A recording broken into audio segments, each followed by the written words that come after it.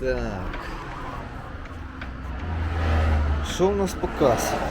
Треба прокрутити коляску та ще зробити глушителі. Глушителі оригінальні, але вони прямоточні. Прямоточні, чого вони стали, тому що повипльовувало, поржавіло все внутрі, те родіме, що було. Я просто їх порозрізав і повикидав в ту всю начинку. Але зараз треба, хочу зробити його тихішим.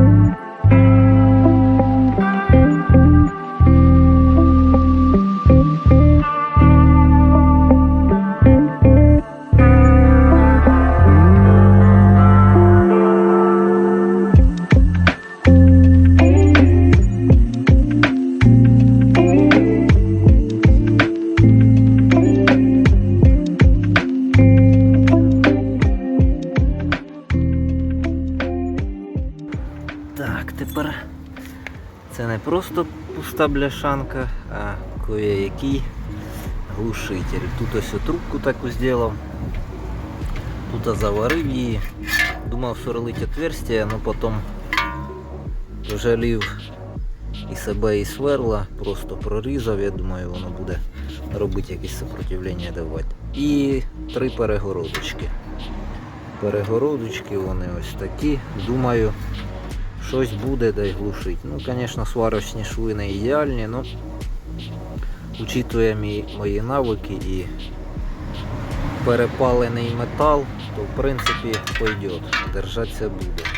І тепер отак чпок, до кучі складаю і вварюю.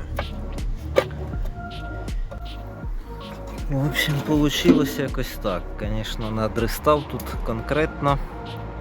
Але вітер дує, здуває аргон, смесь, і воно починає дристати. Плюс ще й метал, повторюсь, перепалений. Щось якось зараз буду вставити, пробувати, як воно звучить. Наскільки тихенько, да? Відкриваю.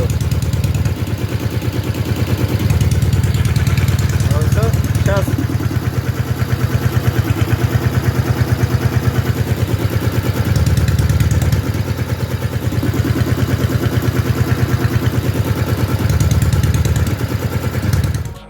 Так, в принципі, глушителі зняв, кое-як з балончика покрасив, поварив, в принципі, стало тихіше. Але все одно мені щось воно громковато наче.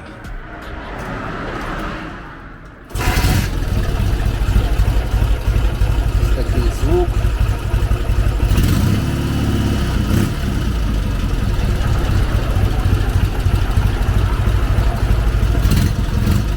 Пойдет.